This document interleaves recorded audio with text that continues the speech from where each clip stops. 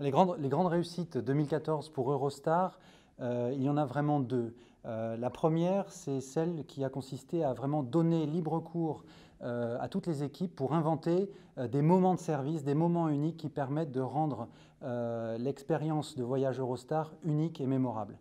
Ça s'est passé par exemple par une opération que l'on a faite au printemps 2014. On a constaté que nos clients avaient une petite baisse de satisfaction après 18 heures. Et ce qu'on a fait, c'est qu'on a demandé aux équipes dans toutes les gares d'inventer quelque chose qui permettait de remonter la satisfaction client après 18 heures.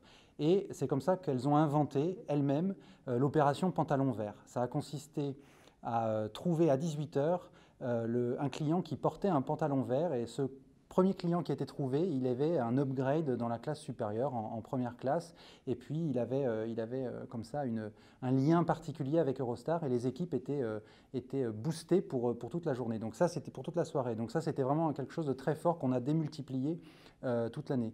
Et puis peut-être la deuxième chose que je citerai pour 2014, c'est vraiment l'arrivée du digital et des réseaux sociaux dans notre relation client chez Eurostar, puisque nous avons maintenant une équipe dédiée de 30 personnes, donc elle est vraiment montée en puissance en 2014. Et aujourd'hui, nous sommes capables d'interagir avec nos clients, comme celui-là par exemple qui était bloqué dans le métro à Londres et qui pensait rater son train. Et on a vu un tweet de détresse sur Twitter, et on a pu entrer en contact avec lui et le rassurer, lui dire que s'il ratait son train, on lui avait déjà changé son billet pour le train suivant, et une bouteille d'eau l'attendait à l'arrivée en gare. Donc ça, c'est vraiment deux exemples flagrants de ce qu'on a fait de plus en 2014.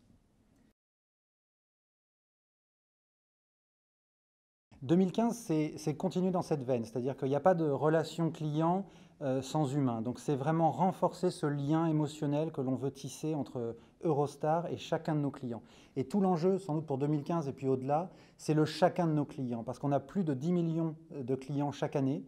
Et la question, c'est comment on réussit à reproduire pour chacun d'entre eux, en tout cas chacun de ceux qui veulent ça, une relation personnalisée au niveau massif, donc au niveau de 10 millions. Et ça, c'est tout l'enjeu de la personnalisation de masse, j'ai envie de dire.